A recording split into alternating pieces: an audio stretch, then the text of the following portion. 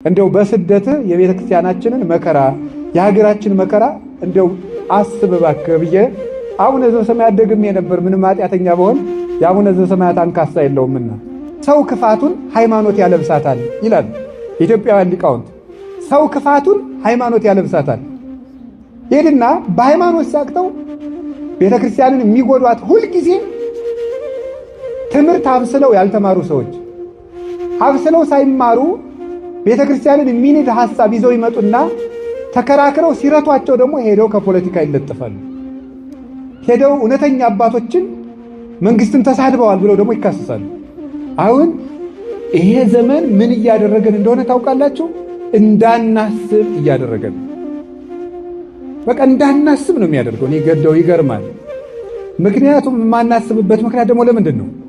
ቁጭ ብለን እንዳናስብ ማሰቢያችን በሙሉ ጥቅጥቅ እንዲል እየተደረገ ነው። ይሄን የፈጠረው ምንድን ነው? ዓለሙ የሚሰጠን የቤት ስራ አለ። ጦርነት አለ፣ ብጥብጥ አለ፣ ስድድብ አለ።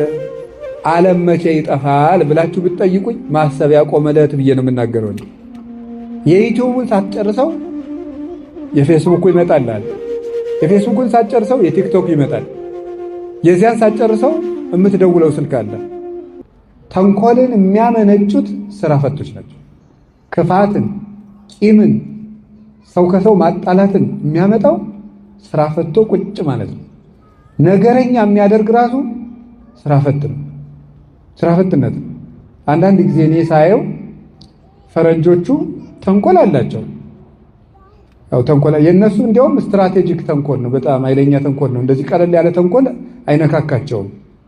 ሀገር አቀፍ ተንኮል፣ ወንዝ ተሻጋሪ ተንኮል፣ ዓለም አህጉር አቀፍ ተንኮል ነው የሚተነኮሉ የነሱ። ኢትዮጵያውያን ግን እንዲሁ በጥቃቅኑ ሁሉ ተንኮለኛ እንደው ባንሆን ጥሩ ነው ብዬ አስባለሁ። ማለት ወግ ሰንጣቂ ሆነናል ልላችሁ ፈልጌ ነው። ነገር ሰንጣቂና ያንዱ ስራ ፈት ስለሆንን ይመስለኛል። አሁን በምን ነው ይሄን የማየው? አሁን ውጭ ሀገር ተወልደው ያደጉ ልጆች ኢትዮጵያውያን ውጭ ሀገር የተወለዱትን ሳያቸው ኢትዮጵያ ሲመጡ አንዳንዴ ሳያቸው በቃ የነገሯቸው ነገር ነው ብለው ነው የሚይዙት። ወግ አይሰነጥቁም፣ አሽሙር አያውቁም። ለምንድን ነው ሲባል እኔ ሲገባኝ አሽሙር ስለሌለ ሁሉም ወደ ስራው ስለሚሮጥ። አሁን እኛ እኮ ስራ ስለሌለ ነው አሽሙረኛ ይሆን ነው ነገረኛ ይሆን ነው። ነገረኛነት የስራ ፈትነት ውጤት ነው። የአንዳንድ ሰው በጣም ያስደንቀኛል። ቁጭ ብሎ ተንኮል የሚቀምር ሳለ ፊዚክስ እና ሂሳብ ይመስል ቁጭ ብሎ ወግ ተንኮል ቅምር እኔ ይደንቀኛል። እውነቴን ነው የምነግራችሁ። አንድ ሰው ቁጭ ብሎ ተንኮል ሲያስብ እኔ አዛኝን በጣም ነው የምደነቀው። እንዴ ሰው ቁጭ ብሎ ተንኮል ያስባል? ተንኮል ማለት ገብቷችኋል? ተንኮል ማለት ሌላ ኃጢአት አይደለም ያልኩት፣ ተንኮል ነው ያልኩት። ኃጢአትማ ሁላችን ኃጢአተኛ ነው። ተንኮል ማለት ግን ሰውን ማጥመድ፣ ነገር መሰንጠቅ፣ ነገርን ከነገር አሰናስሎ አቀናብሮ ለሰዎች ጉድጓድ መቆፈር። በእውነት ኃጢአተኛ በእግዚአብሔር ምሕረት አለው። ተንኮለኛነት ግን ከእግዚአብሔር ምሕረት ያሳጣል። እባብም ከአራዊት ሁሉ ተንኮለኛ ነበር አይደለም የሚለው ኦሪት ዘፍጥረት ስታነብሩ፣ እባብ ከአራዊት ሁሉ ተንኮለኛ ነበር። ተንኮለኛነት ማለት ሰውን አሳስቶ ገደል መክተት። እንዲሳሳት ጉድጓድ ትቆፍራለህ፣ ተሳሳተ ብለህ ጉድጓድ ውስጥ ትከተዋለህ፣ ራስህ አሳስተህ ራስህ ትስቅበታለህ። ይሄ ተንኮለኛነት ነው። ጥሩ አይምሮ ግን ቁጭ ስንል ምን ማድረግ ነው ያለብን? ሐሳብ ማዋጣት። እስኪ ሐሳብ እናዋጣ ብለን እኔም አንድ ሐሳብ አንተም አንድ ሐሳብ እስኪ ይሄን ነገር እንወያይበት ብሎ ይውላችሁ ቤተ ክርስቲያንንም ሀገራችንንም ያቆዩት ሐሳብ ያላቸው ሰዎች ነው። ጥሩ ሐሳብ የሚያስቡ ዘመንን ተሻግረው የሚያስቡ ሰዎች ናቸው። ማሰብ ትልቅ ነገር ነው። አሁን ይሄ ዘመን ምን እያደረገን እንደሆነ ታውቃላችሁ? እንዳናስብ እያደረገን ነው። በቃ እንዳናስብ ነው የሚያደርገው። እኔ ገደው ይገርማል። ምክንያቱም የማናስብበት ምክንያት ደግሞ ለምንድን ነው? ቁጭ ብለን እንዳናስብ ማሰቢያችን በሙሉ ጥቅጥቅ እንዲል እየተደረገ ነው። ይሄን የፈጠረው ምንድን ነው? ዓለሙ የሚሰጠን የቤት ስራ አለ። ጦርነት አለ፣ ብጥብጥ አለ፣ ስድድብ አለ። አሁንማ ድሮ ሰውና ሰው እቤት ቁጭ ብሎ ይበሻሸቅ ነበር። አሁን በሚዲያ መበሻሸቅ ተጀምሯል። አይደለም እንዴ? የአደባባይ ብሽሽቅ ተጀምሯል ማለት ነው።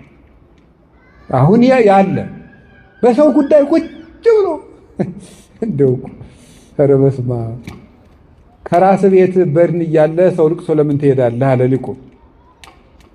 ቁጭ ብሎ እነገሌ እና ትዳራቸው እንዴት ሆነ? እንደዚህ ነው የለም እንደዚህ ነው ውይይት። አይገርማችሁም? ቁጭ ብለህ የሰውን ህይወት እንጀራ አድርገህ ንፍሮ አድርገህ ትቀቅለዋለህ፣ ቆሎ አድርገህ ታበስለዋለህ፣ እንጀራ አድርገህ ትጋግረዋለህ። በቃ አይጣል አይደረስም። ይሄ የሥራ ፈትነት ውጤት ነው። እንደዛ አይደረግም። ሰውን ጉዳይ አድርጎ የሰውን ህይወት እያነሱ እንጀራ ማብሰል ተገቢ አይደለም። ከዛሳ በስልኮቻችን ላይ የተጫኑት መተግበሪያዎች እንዳናስብ የሚያደርጉ ናቸው። የዩቲዩብን ሳትጨርሰው የፌስቡክ ይመጣልሃል። የፌስቡክን ሳትጨርሰው የቲክቶክ ይመጣል። የዚያን ሳትጨርሰው የምትደውለው ስልክ አለ። በቃ ንቅንቅ የማያደርግ መስኮት የሌለው ቤት ነው የሚያደርገው ጭንቅላታችንን ጠቅጠቅ ብለን እንዳንንቀሳቀስ። ደግሞ 24 ሰዓት ይሰራል ሁሉ ነገር። ዓለም መቼ ይጠፋል ብላችሁ ብትጠይቁኝ ማሰቢያ ቆመለት ብዬ ነው የምናገረው። በዚህ ዓለም ላይ ትውልድን የሚያሽመደምዱ 3 ነገሮች አሉ ማለት ነው። አንደኛው የሹመት ፍላጎት፣ ሁለተኛው የምቾት ፍላጎት፣ ሶስተኛው የሥጋ ፍላጎት ናቸው። እነዚህን ዞር ብሎ ሳያቸው ከእውነት ጋር የቆመ ግን ለዘላለም ያሸንፋል። እውነት ተባባሪ አትፈልግም። ለእውነት ሰራዊት የላትም። እውነት ቦታ አትመርጥም። እውነት ቀን አትመርጥም፣ ጊዜም የላትም።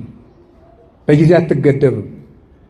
እውነት በልብ ከተማ የምትኖር ናት። እውነትን ጭብጫቧ አይሾማትም፣ ጭብጫቧ አያወርዳትም።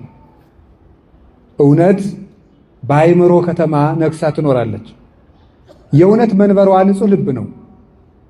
ስለዚህ እውነት ለዘላለም ታሸንፋለች። እውነት ብቻዋን ቆማ ከዓለም በላይ ትከበራለች።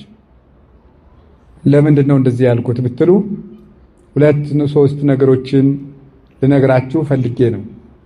ስለ እውነት በትንቢተ ዳንኤል ምዕራፍ 13 የምናገኘው አንድ ታሪክ አለ። እሱን ነግራችኋለሁ። እውነት ብቻዋን ታሸንፋለች። ብቻዋን። ሶስና የምትባል ሴት ታውቃላችሁ። ታሪኩን በደንብ በፍጥነት ለመናገር ልሞክር። እንደ ስብከት አድርጌ አልተርከውም፣ ቶሎ ለመጨረስ ነው የምሞክረው። ሶስና እጅግ የተከበረች ባለትዳር ናት። ይህች ሰው እግዚአብሔርን የምትፈራ ሰው ናት። ከዕለታት በአንድ ቀን በአጸድ ውስጥ ገብታ ስትታጠብ 2 ለገዛ ፍላጎታቸው የሚፈልጓት የአይሁድ መምህራን በቀትር ሰዓት ሂደው ፈቃዳችንን ፈጽሚልን፣ የማትፈጽሚልን ከሆነ በዝሙት አገኘናት፣ ከባሏ ላይ ስታመነዝር አገኘናት ብለን ለእስራኤል እንከስሻለን። እኛ ደግሞ በሕዝቡ ያለንን ተቀባይነት ታውቂያለሽ። እንደዚያ ከሆነ ሕዝቡ በድንጋይ ወግሮ አንቺን መግደሉ ነው አለ። እንግዲህ በእግዚአብሔር እጅ ከሚፈረድብኝ እናንተ የፈለጋችሁትን ብታደርጉብኝ ይሻለኛል፣ እኔ ፈቃዳችሁን አልፈጽምም ማለት። ተሰቢነታቸውን ተጠቅመው እነዚህ 2 የአይሁድ መምህራን ይህችን ሴት ከባሏ በላይ ስታመነዝር በቀትር ሰዓት አገኘናት ብለው ተናገሩ። በአጠቃላይ አእላፈ እስራኤል ተሰብስበው በድንጋይ ትወገር ትወገር ትወገር ትወገር። ለምን? ማስረጃ ያቀረቡት በጣም የማይጠረጠሩ ሰዎች ስለሆኑ ማለት ነው። ትወገር ተባለ። እንግዲህ የአንድ ሀገር ህዝብ አሁን ለምሳሌ የአዲስ አበባ ህዝብ በሙሉ ትወገር ቢላት እንዲህ ምን ይመስላችኋል? እድናለሁ ብላችሁ ታስባላችሁ? ቢያንስ እንደው 3-4 ሰው እንኳን ለሽምግልና ቢተርፍ ጥሩ ነው። ሀገር በሙሉ ይወገር ቢላችሁ እድናለሁ ትላላችሁ? እውነት ብቻዋን ትቆማለች። ከዛ ምን አደረገ? እሷ ልቧ አልተፈታም። የእስራኤል አምላክ የእውነት ዳኛ አንተ እንደ ፍርድ ፍረድልኝ ያለች ጸልያለች። በእስራኤል ሴቶች ራሳቸውን መከናነብ ክብር ነው። እቺ ወራዳ ክብር የላትምና ክንብንቧን ታውርድ አሉ። በውስጣቸው ግን ውበቷን መጥገብ ፈልገው ነው ይላሉ የቤተክርስቲያን ሊቃውንት፣ ያዋረዱ መስለው። ከዚያ በኋላ እግዚአብሔር ቸር ነው። እውነት አይመሽባትም። እውነት ብትዘገይም አትቀርም። ዳንኤል የሚባል ነቢዩ ዳንኤል ከመካከላቸው ተነሳ። እኔ ከዚች ሴት ደም ንጹሕ ነኝ አለ። ና ማእከሌነ እስመ እግዚአብሔር አልሃቀከ፣ እግዚአብሔር አንተን በመካከላችን ታላቅ አድርጎሃልና ና በመካከላችን ፍረድ አሉት። የእውነት ኃይሏ ሺዎች እየጮሁ የአንድ ሰው ጩኸት የ1000 ሰው ጩኸትን ዝም እንዲል አደረጋቸው። ግርም ነው ያለው የሚያደርገው። ቆይ እስኪ እናንተ ውሸታሞች ይችን ሴት ከምን ዛፍ ስር ነው ስታመነዝሯት ብሎ ዛሬ የሕግ ባለሙያዎች መስቀለኛ ጥያቄ እንደሚሉት መስቀለኛ ጥያቄ ጠይቃቸው። ከምን ስር ነው አንተ ያየህ? አንደኛው ለብቻው ነው የጠየቀው፣ ከሾላ ዛፍ ስር። ሌላኛውስ ከወይራ ዛፍ ስር። የተለያየ የእግዚአብሔር መልአክ ይቀስፍሃል አለው። ሁለቱንም የእግዚአብሔር መልአክ ሰንጥቆ ሰንጥቆ አጠፋቸው። እውነት ለዘላለም ያሸንፋል። አንዲት ሴት ከእውነት ጋር ቆማ ሀገር ተነስቶባት ወገን ክዷት አሸነፈች። አንዲት ሴት ብቻዋን ማለት ነው። ስለዚህ ቁጥር አይተህ ከውሸት ጋር አትጨመር። እውነት በቁጥር አይለካም። ብቻህንም ቢሆን ከእውነት ጋር ቁም። እውነት ከሺህ ይልቅ ትመሰክራለች፣ አፍ አውጥታም ትናገራለች። የእውነትን ምስክር ተራራ አይጋርዳትም፣ ውሃ አይሞላባትም፣ ደመና አይጋርዳትም፣ ክረምትና በጋ አያስቀራትም። እውነት ከሰማያት በላይ ጸንታ የምትኖር ናት። እውነትን ጩኸት አያፍናትም። እውነትን ስም ማጥፋት አያስቀራትም። እውነት ለዘላለም ሁሉን ፈንቅላ ትወጣለች። በተራራ ላይ የተሰራች ከተማ ልትሰወር ማለት እንዳይቻላት ጌታችን በወንጌሉ እንዳስተማረን በእውነት ላይ የቆመ ሰው ጉድጓድ ውስጥ ቆፍረው ቢቀብሩት እንኳን ይወጣል። እውነት ለዘላለም ያሸንፋል። እውነት ይህንን ርዕስ የመረጥኩበት የራሴ ለዕለቱ የመረጥኩበት የራሴ ምክንያት አለ። እውነት አሸናፊነቱን የሚገለጥበት ቀን ነው ዛሬ። አሁን ያለንበት ቀን የግንቦት ሥላሴ ይሄንን የሚያስረዳ ነው። ለምንድን ነው ስትሉኝ፣ ዛሬ ቅዱስ አትናቴዎስ ሐዋርያዊ ዕረፍቱ ነው።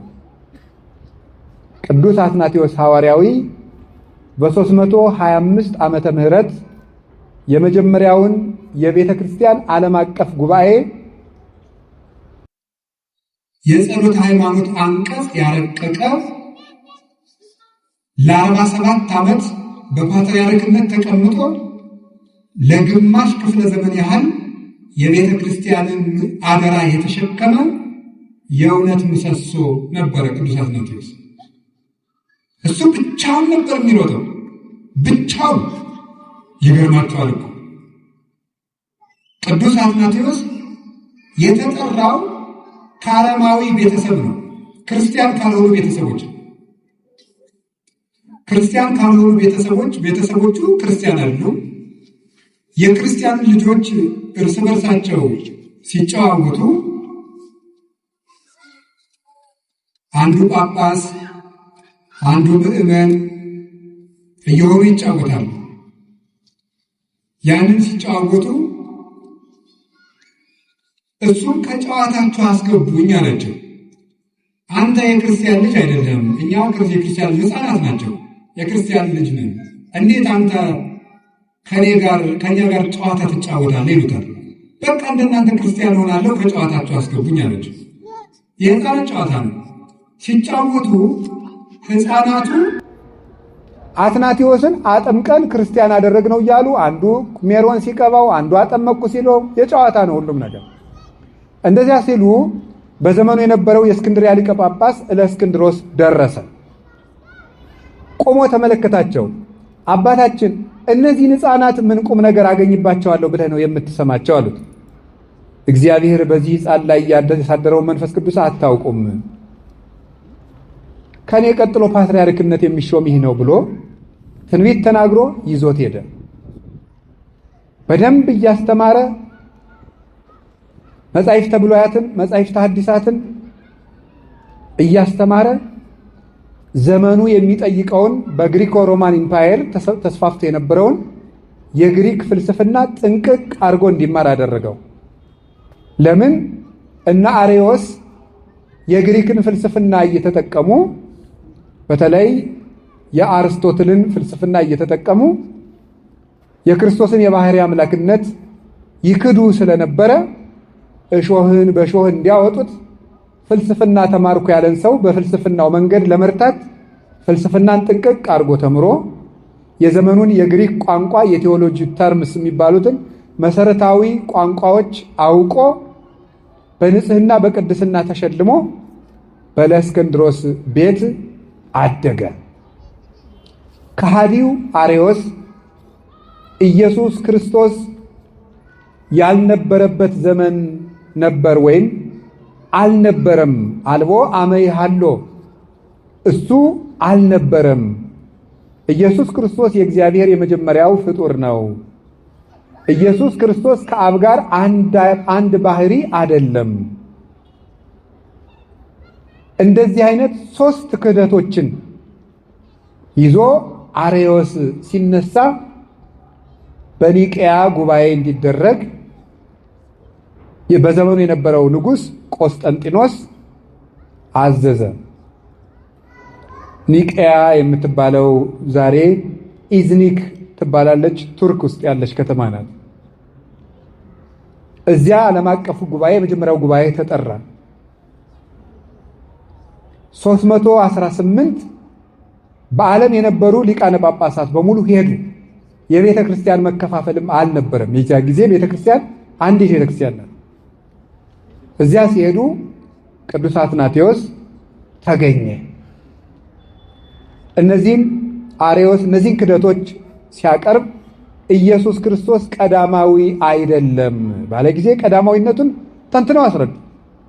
ቀዳሚው ቃል በመጀመሪያ ቃል ነበር የሚለውን ዮሐንስ ወንጌል ምዕራፍ 1 ቁጥር 1 ያለውን መሰረት እያደረጉ ቃል በመጀመሪያ ነበር ስለሚል ከቃል ተለይቶ የሚኖር ልብ የለም፣ ከልብ ተለይቶ የሚኖር ቃል የለም። ወልድም ከአባቱ ተለይቶ አልኖረም። ወልድ የአብ ቃል ነው። ልብ ያለ ቃል እንደማይኖር አብም ያለ ቃል አልኖረም። ስለዚህ ወልድ በአብ ልብነት የነበረ ቀዳማዊ ቃል ነው አሉት። ዕብራውያን ምዕራፍ 1 ቁጥር 3 ያለውን አንስተው ዘውቱ ጸዳለ ስብሐቲሁ ስለ ኢየሱስ ክርስቶስ ሲናገር ቅዱስ ጳውሎስ እሱ የክብሩ ነጸብራቅ ነው። ሃይማኖታችሁን በደንብ ስሙ። እናንተም መማር አለባችሁ። አንዳንድ ጊዜ እግዚአብሔር ያበላል ያጠጣል የሚል ስብከት ብቻ አይደለም መስማት ያለባችሁ፣ መሰረታችሁንም ማወቅ አለባችሁ። ሃይማኖት ሲነገር እንቅልፍ መተኛት፣ እግዚአብሔር ጤና ይሰጣል እንጀራ ያበላል ሲሏችሁ እልል ማለት፣ ይሄ ነውር ነው። በደንብ አድርጋችሁ ማወቅ አለባችሁ ሃይማኖታችሁን። ኢየሱስ ክርስቶስ ቀዳማዊ ቃል ነው። ቃል ነው። ቃል ደግሞ ሥጋ ሆኗል። ቃል ደግሞ እግዚአብሔር ነው። ቃል በልብ እንደሚኖር ወልድ በአብ ኖሯል። ከአብ ተለይቶ የኖረበት ዘመን የለም። የወለዱ አብ እምድኅረ ዘመን አብ ኑሮ የወለደው አይደለም። አልወቱ ጥንት መጀመሪያ አልነበረውም፣ እሱ ቀዳማዊ ነው። ዕብራውያን ምዕራፍ 1 ቁጥር 3 ላይ እሱ የአብ የክብሩ ነጸብራቅ ነው፣ የአብ የክብሩ ጸዳል ነው፣ የአብ የክብሩ ብርሃን ነው አለው። ይህ ማለት ተመልከቱ፣ ነጸብራቅ ጸዳል የምንለው ከፀሐይ ወጥቶ እኛ ላይ የሚያርፈውን በተለምዶ ጨረር ብለን የምንጠራው ነው። እሱ ነጸብራቅ የፀሐይ ጸዳል ይባላል። ይህ ጸዳል እኛ ላይ መጥቶ ሲያርፍ ከፀሐይ ከክብ አካሏ ተለይቶ አይደለም፣ ተለይቶ የኖረበት ጊዜ የለም። ከክቡ ጋር አብሮ እንዳለ እዚህ እኛም መጥቶ ያሞቃል፣ ያበራል። እንደዚህም ሁሉ ወልድ የአብ ብርሃን ነው፣ የአብ ጸዳል ነው ማለት ጸዳል ወይም ነጸብራቅ ከፀሐይ ክበብ ሳይለይ እንደኖረ ወልድም ከአባቱ ሳይለይ የኖረ ነው። ወልድ ያለዚያ ጸዳል አብ ብቻውን አልነበረም። አብ ማለት አባት ማለት ነው። አባት የአብ ደግሞ አብነቱ ቀድሞ የነበረ ነው። ወልድን ኑሮ ወለደው ካልን ግን አብም አብ የሆነ ኖሮ ነው ማለት ነው። ምክንያቱም ያለ ልጅ አባት የሚባል የለምና። ስለዚህ ክርስቶስ ዓለማት ሳይፈጠሩ በአብ ክብር የነበረ ነው። እሱም ከአባቱ ጋር አንድ ነው። ኩሉ ዘቦላዊ የዚአየ ውእቱ ዮሐንስ ወንጌል ምዕራፍ 16 ቁጥር 15 ላይ ለአባቴ የሆነው ሁሉ የኔ ነው ብሏል። ለአባቴ የሆነው ሁሉ የኔ ነው። ለአባቴ የሆነው ሁሉ የኔ ነው። ያዙ። ለአባቴ የሆነው ሁሉ የኔ ነው ማለት ምንድን ነው? የአብ ቀዳማዊነት የወልድ ቀዳማዊነት ነው። የአብ ሕያውነት የወልድ ሕያውነት ነው። የአብ ሕይወትነት የወልድ ሕይወትነት ነው። የአብ ምሉዕነት የወልድ ምሉዕነት ነው። የአብ ረቂቅነት የወልድ ረቂቅነት ነው። የአብ ሁሉን ቻይነት የወልድ ሁሉን ቻይነት ነው። የአብ ሁሉን አዋቂነት የወልድ ሁሉን አዋቂነት ነው። የአብ አይመረመሬነት የወልድም አይመረመሬነት ነው። አብ እንደማይመረመር ወልድም አይመረመርም። አልቦ ዘአምሮ ለአብ ዘእንበለ ወልድ ባሕቲቱ ወአልቦ ዘአምሮ ለወልድ ዘእንበለ አብ ባሕቲቱ። ከአብ በቀር ወልድን የሚያውቀው የለም፣ ከወልድም በቀር አብን የሚያውቀው የለም። የማቴዎስ ወንጌል ምዕራፍ 11 ላይ ሲናገር ከአብ በቀር ወልድን የሚያውቀው የለም፣ ከወልድም በቀር አብን የሚያውቀው የለም። ስለዚህ አብ እንደማይመረመር ወልድ አይመረመርም፣ ወልድ እንደማይመረመር አብ አይመረመርም። ወለዘፈቀደ ሎቱ ወልድ ይከስት ሎቱ፣ ወልድ ለፈቀደው ይገልጥለታል እንጂ። አንደኛ ቆሮንቶስ ምዕራፍ 2 ላይ ቅዱስ ጳውሎስ ደግሞ ሲናገር መኑ ያአምር ሕሊናሁ ለእግዚአብሔር ዘእንበለ መንፈሱ ቅዱስ፣ የእግዚአብሔርን ሕሊናውን ማን መርምሮ ያውቃል የባሕሪ ሕይወቱ ከሚሆን ከመንፈስ ቅዱስ በቀር ብሎ እንደተናገረ መንፈስ ቅዱስ የመንፈስ ቅዱስ ረቂቅነት የአብ የወልድ ነው። የወልድ ረቂቅነት የአብ የመንፈስ ቅዱስ ነው። የአብ ረቂቅነት የወልድና የመንፈስ ቅዱስ ነው። በዚህ ርቀት የኖረ ነው። ወልድ ቀዳማዊ ነው። ከአባቱ ጋር አንድ ነው። በከመ ይሁቦሙ አብ ሕይወተ ለፍቁራኒሁ ከማሁ ወልድኒ ይሁቦሙ ሕይወተ ለፍቁራኒሁ። አብ ለወደዳቸው ሕይወትን እንደሚሰጥ ወልድም እንዲሁ ለወደዳቸው ሕይወትን ይሰጣል። ከማያክብርዎ ሰብእ ለወልድ ዘከማያከብርዎ ለአብ። ሰዎች ሁሉ አብን ባከበሩበት ክብር ወልድን ያከብሩት ዘንድ አብ ሕይወትን እንደሚሰጥ ወልድም ሕይወትን ይሰጣል። የዮሐንስ ወንጌል ምዕራፍ 5 ላይ ስታነቡት እንዲህ ይላል፣ ሕይወት እግዚአብሔር ነው። በኦሪት ዘዳግም እንደተናገረ አነ እቀትል ወሃዩ ቀስፍ ወሳል አልወዛ ያመስጥ ምዴ፣ እኔ ገርፋለሁ፣ እኔ አቆስላለሁ፣ እኔ ፈውሳለሁ፣ እኔ ገላለሁ፣ እኔ አድናለሁ፣ ከእጄ የሚያመልጥ የለም፣ ማዳንና መግደል የኔ ስልጣን ነው ይላል የሰራዊት ጌታ እግዚአብሔር። እንዲህ ነው የሚለው። እግዚአብሔር ሕይወት ነው። እግዚአብሔር ሕይወት ነው። ክርስቶስ ደግሞ የዮሐንስ ወንጌል ምዕራፍ 11 ቁጥር 25 ላይ ምን አለ? አነ ውእቱ ትንሣኤ ወሕይወት፣ እኔ ትንሣኤና ሕይወት ነኝ። እግዚአብሔር ቅዱስ ዳዊት እግዚአብሔር ብርሃኔና መድኃኒቴ ነው አለ። እግዚአብሔር ያበርህ ሊተ ወያድኅነኒ እምንትኑ ያፈራሃኒ አለ። እግዚአብሔር ብርሃኔና መድኃኒቴ ነው። መዝሙር 26 ቁጥር 1 ላይ የዮሐንስ ወንጌል ምዕራፍ 8 ቁጥር 12 ላይ አነ ውእቱ ብርሃኑ ዓለም ዘይተለወኒ ይርኤያ ለጽልመት አላ ይረክብ ብርሃነ ሕይወት፣ እኔ የዓለሙ ሁሉ ብርሃን ነኝ፣ እኔን የሚከተለኝ ከቶ ጨለማን አያይም ለዘላለም ሕይወትን ያገኛል እንጂ ብሎ ነው የነገረኝ ጌታ። ስለዚህ ክርስቶስ ከአባቱ ጋር አንድ ነው። አባ ሰባህኒ በስብሐቲከ ዘሃሎ ምስሌከ እምቅድመ ይትፈጠር ዓለም። አባት ሆይ ከአንተ ጋር ዓለም ሳይፈጠር በነበረኝ ክብር ግለጠኝ፣ የኔን ክብር ግለጥ አለ። ወዝንቱ ውእቱ ሕይወት ዘላለም ከመ ያእምሩከ ለከ ለአምላከ ጽድቅ ባሕቲትከ ወለዘፈነውዎ ኢየሱስ ክርስቶስ ወልድከ። የዮሐንስ ወንጌል ምዕራፍ 17 ላይ ሲናገር አባቴ ሆይ የዘላለም ሕይወት ይህች ናት፣ የዘላለም ሕይወት ይህች ናት፣ ብቻህን አምላክ የምትሆን አንተን ያውቁ ዘንድ የላከው ልጅህን ኢየሱስ ክርስቶስን የሚያውቁ ዘንድ ነው።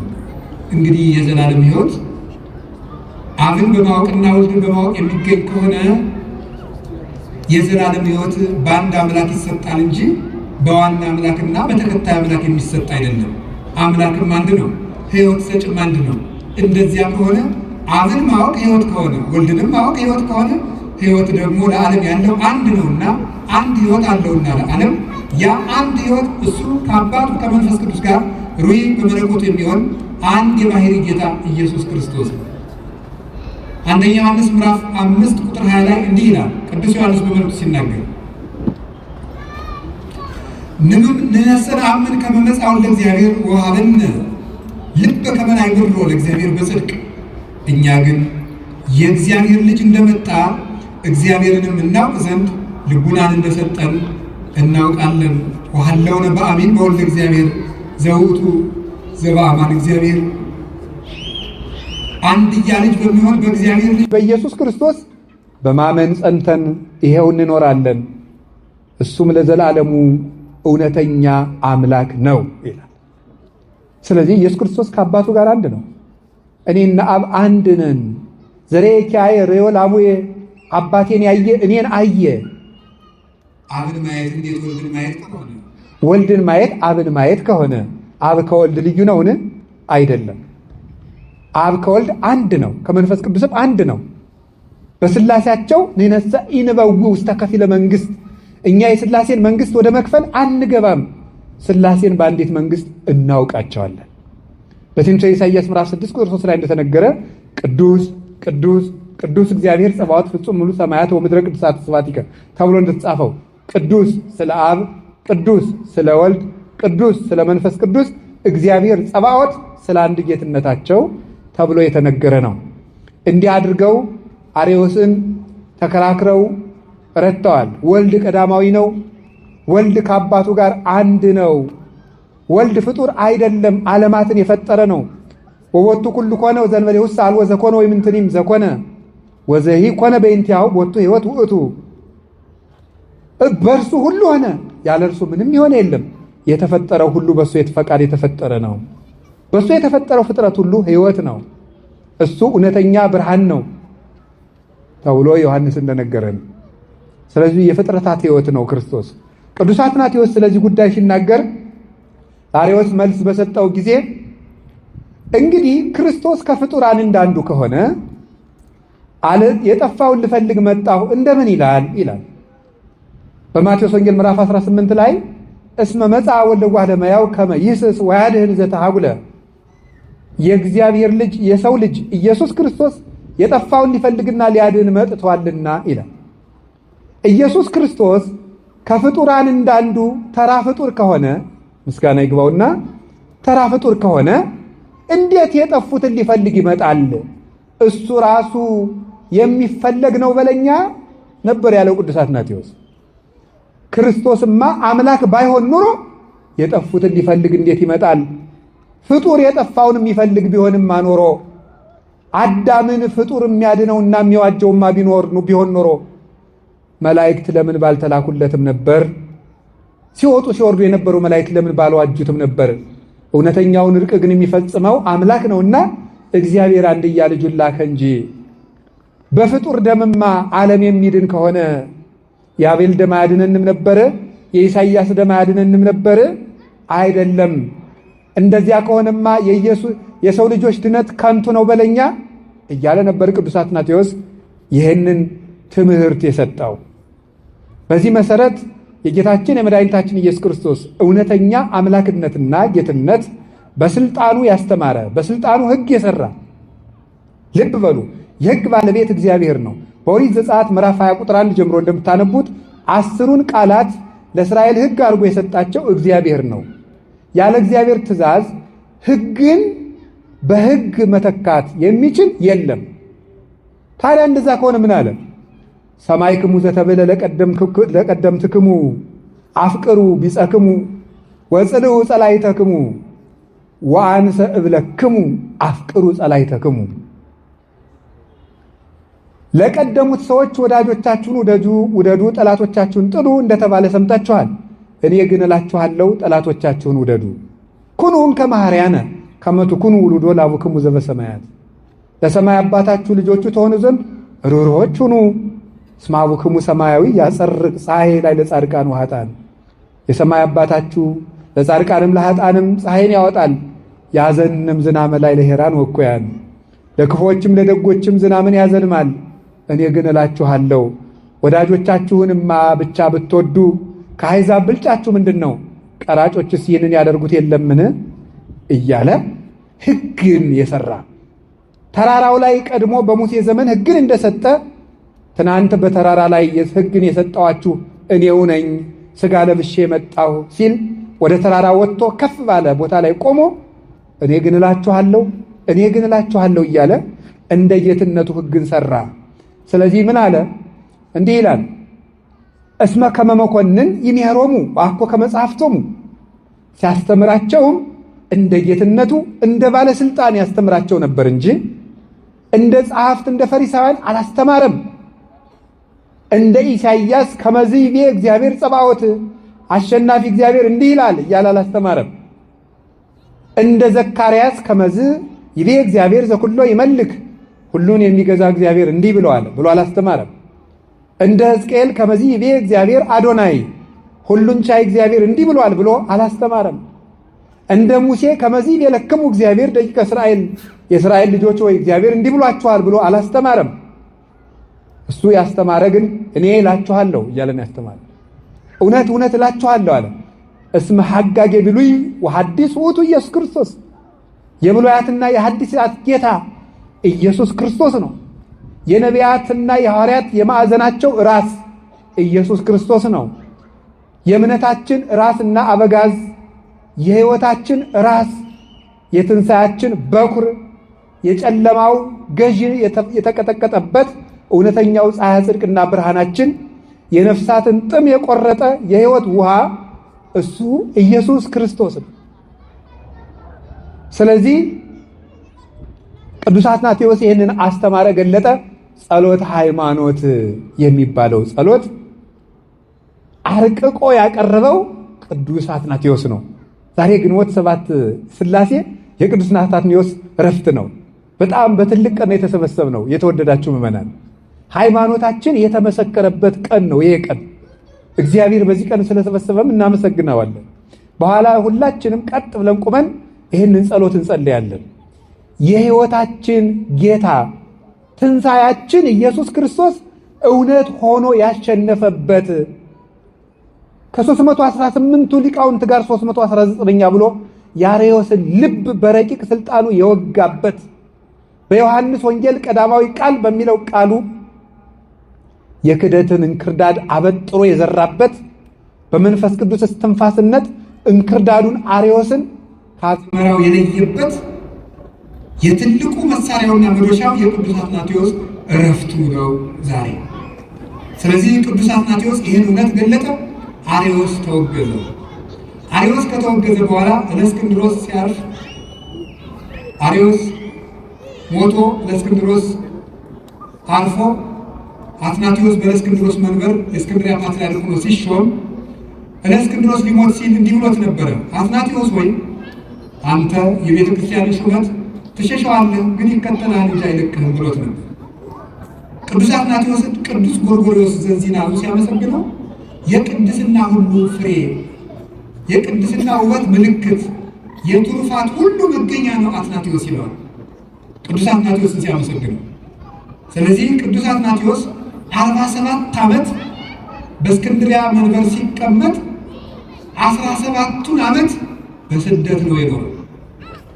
17ቱን ዓመት። ርዕሳችን ምንድን ነው? እውነት ያሸንፋል። በውሸት ከሰውት ያውቃሉ። እጅ ቆርጧል ብለው ከሰውት ያውቃሉ። ይገርማችኋል። ቅዱስ አትናቴዎስን በትምህርት ቢያቅታቸው ከሰሱት። ምን አድርገው? የአንድ ድሃ እጅ ቆርጧል ብለው።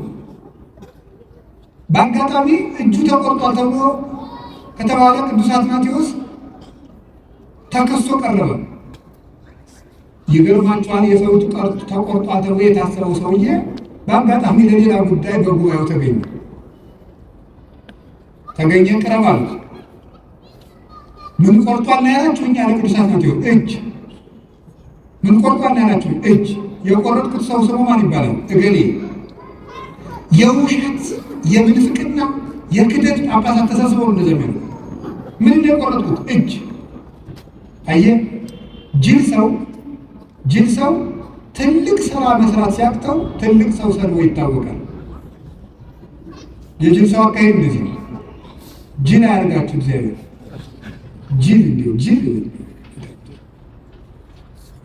ጅል ማለት ምን ማለት ነው ተብሎ ቢጠየቅ መዝሙር ነው። ጅል ማለት አንድ ጸሐፊ ምን ብሎ ያነበብኩት መጽሐፍ ነው። ጅል ምንድን ነው ትልጅ እንደሆነ አለ። ዓለማዊ መጽሐፍ ነው። ኢትዮጵያ ውስጥ የተጻፈ መጽሐፍ ነው።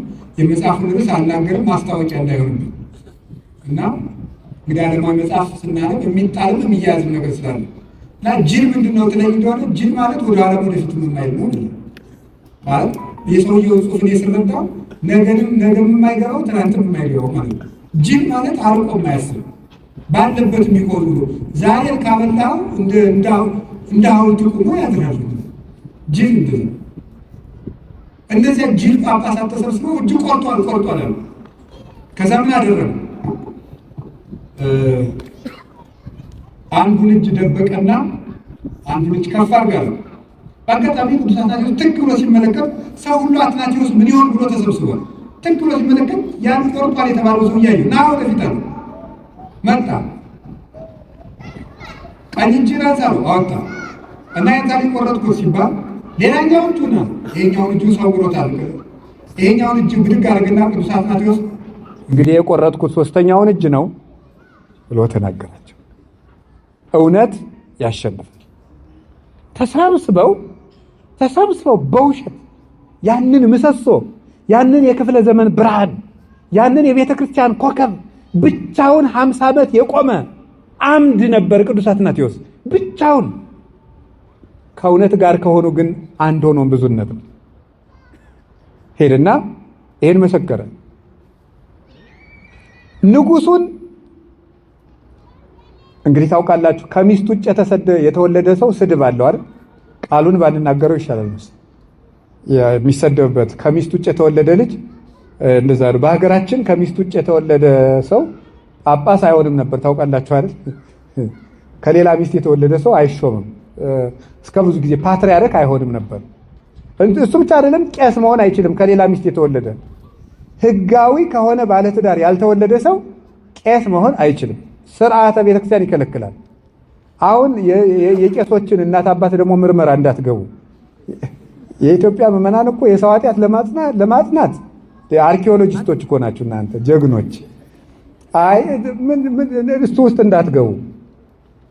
አሁን ንጉሱ ቆስጠንጢኖስ በዚያ መንገድ እንዳልተወለደ አጥንተው አትናቴዎስን በእውቀት ቢሉ በስም ማጥፋት ቢሉ በኃጢአት ቢሉ አልገኝ ቢላቸው ምን ብለው ተናገሩ መሰላችሁ?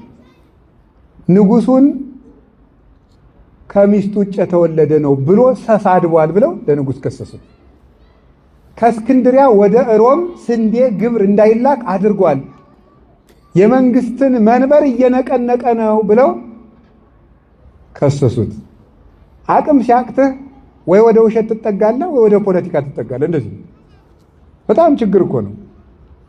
የሃይማኖት አባት ከሆንክ ሃይማኖትን ብቻ ይዘህ ትቆማለህ። በሃይማኖት ድል ትነሳለህ። እስመ ሰብእ ለእከዩ ሃይማኖት ያለብሳ፣ ሰው ክፋቱን ሃይማኖት ያለብሳታል ይላል የኢትዮጵያውያን ሊቃውንት። ሰው ክፋቱን ሃይማኖት ያለብሳታል። ሄድና በሃይማኖት ሲያቅተው ቤተክርስቲያንን የሚጎዷት ሁልጊዜ ትምህርት አብስለው ያልተማሩ ሰዎች፣ አብስለው ሳይማሩ ቤተ ክርስቲያንን የሚንድ ሐሳብ ይዘው ይመጡና ተከራክረው ሲረቷቸው ደግሞ ሄደው ከፖለቲካ ይለጥፋሉ። ሄደው እውነተኛ አባቶችን መንግስትን ተሳድበዋል ብለው ደግሞ ይካሰሳሉ። እንደዚህ ያሉ ሰዎች እንዲህ ናቸው። ቅዱስ አትናቴዎስ ተሰደደ። በአጋጣሚ 2 ዓመት ተሰዶ ያሳለፈባትን ዓመት የዛሬ ዓመት በዚህችው ቀን እዚያ ነበርኩኝ። ጀርመን ውስጥ ፍሬር የምትባል ከተማ ውስጥ ናት እና እዛች ተሰዶ 2 ዓመት በስደት ከእስክንድርያ ያሳልፏልና የዛሬ ዓመት በ7 እዚያችው ቦታ በመገኘት እኔ ደስ ብሎኛል።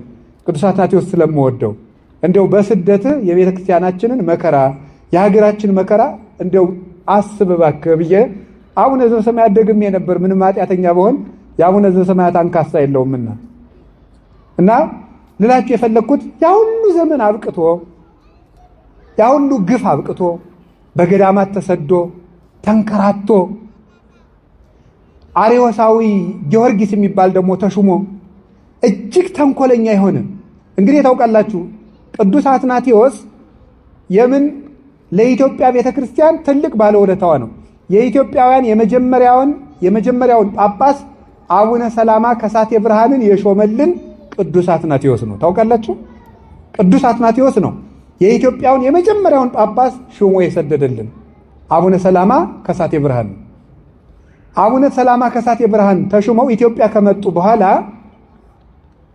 ቅዱስ አትናቴዎስ በነገረ ሰሪዎች ምክንያት ለንጉሱ በተሰራ ነገር ስራ ያለበደሉ ተሰዶ በግዞት በሄደበት ወቅት አሬዎሳዊ ጊዮርጊስ የሚባል ጳጳስ ተሾሞ ነበረ። ምዕመናን ያንን አንቀበልም ብለው ብዙ ግፍ ተቀብለዋል። ተደብድበዋል፣ ታስረዋል። ከሚያስቀድሱበት እየተሸከሙ እያወጡ ወርውረዋቸዋል። በእሳት አቃጥለዋቸዋል። ብዙ ስቃይ አድርሰውባቸዋል። ይገርማቸዋል። ግን የኛ አባት ስደተኛው አትናቴዎስ ነው እያሉ ቆዩ። የትንሣኤ ዕለት ታስሮና ተሰዶ ባለበት የሚልክላቸውን ደብዳቤ እያነበቡ ምዕመናን ቤተክርስቲያናቸውን ጠበቁ። አክሱም የነበሩት የሀገራችን ነገስታት አብርሃና አጽብሃ፣ እነዚያ ነገስታት በዘመኑ የነበረው ንጉስ በተለይ ቆስጠንጢኖስ ካረፈ በኋላ የሮማ ንጉስ ወይም የባዛንታይን መንግስት የሚባለው ከሁለት ተከፍሎ ምስራቅ ሮማ እና ምዕራብ ሮማ ተብሎ ተከፍሎ ነበርና አንደኛው ገዢ ቅዱስ አትናቴዎስ በጣም የሚጠላ ነበር። አንደኛው ቆስጣዲዮስ የሚባለው የቆስጠንጢኖስ ልጅ እሱ ለአብርሃምና አጽብሃ ለኢትዮጵያ ነገስታት ሰላማ ከሳቴ ብርሃን የምትሉት ውሸት ነው፣ እውነተኛውን ሃይማኖት የያዘው ጊዮርጊስ ነው። ስለዚህ አትናቴዎስ ውሸታም ነው። አትናቴዎስ ስለሾመው የእናንተ ጳጳስም ትክክል አይደለም፣ ስለዚህ ሌላ ጳጳስ ተቀበሉ ብሎ ደብዳቤ ቢጽፍላቸው እኛ በሐዋርያት ሰንሰለት የወረደውን እውነተኛውን የክህነት ቅብብሎች አግኝተናል፣ ሃይማኖታችንም እንደ አትናቴዎስ ነው ብለው የሀገራችን ነገስታት ከስደተኛው አትናቴዎስ ጋር በመቆም ኢትዮጵያውያን ከእውነት ጋር የመቆም ታሪክ ያለን ሰዎች ነን። ቅዱስ አትናቴዎስ ሲመለስ ቤተ ክርስቲያን ከቅዱስ አትናቴዎስ መንበር ጋር ቀጠለች እና መጨረሻ ላይ ቅዱስ አትናቴዎስ የሁሉ ስደቱ አብቅቶ ረፍት አድርጎ ቤተ ክርስቲያንን አገልግሎ በእውነት ቃል እነዚያ ሁሉ ጠላቶቹ ጠፍተው እንግዲህ አርዮስም እንደተባለው ሽንት ቤት እወጣለሁ ሲል ሆዱ ተዘርግፎ በዚያው ተጎልግሎ ነው የሞተው በታሪክ እንደተጻፈ። አንድ አርዮሳዊ ባለጸጋ ግን እንደው የህዝብ ሽንት ቤት አድርጎ ሰርቶበታል ይባላል። የአርዮስ አንጀት የተዘረገፈበት ያው እንግዲህ ጅል ሰው የህዝብ ሽንት ቤት ይሆናል ነው። እዛው የህዝብ መጸዳጃ ሆኖ ቀረ አርዮስ። ፖለቲካ ተጠግቶ ቤተክርስቲያን ሲበድል የነበረው አርዮስ እንዲያው ነው። ሀገር ቤተክርስቲያን ለሀገር ትጸልያለች፣ ቤተክርስቲያን ለመንግስት ትጸልያለች። ግን ሃይማኖታዊ አባት ፖለቲካና ሃይማኖትን መቀላቀል የለበትም። የእግዚአብሔር መንግስት አገልጋይ የሆነ ሰው የእግዚአብሔር መንግስት ይሰብካል። ይሄ ሰው አርዮስ ግን እየሄደ ከዘመኑ ነገስታት እየተጠጋ ቤተክርስቲያንን ሲበድል ሲያሰቃይ ኖረ።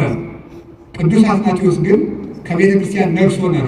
እንዲሁም አባቶቻችን በትውፊት እንደሚነግሩን ከቅዱስ ጳውሎስ መቃብር ሄዶ ሰላም እና ከቅዱስ ጴጥሮስ ሰላም ለክሙ ሐዋርያት ለክርስቶስ የክርስቶስ ሐዋርያት ጴጥሮስና ጳውሎስ ሰላም ለእናንተ ይሁን ብሎ ሲናገሩ ከመቃብራቸው ለአንተም ሐዋርያ መባል ይገባሃል ብለው የሚል ቃል በእግዚአብሔር ታምራት ከመቃብራቸው ተሰምቶለታል።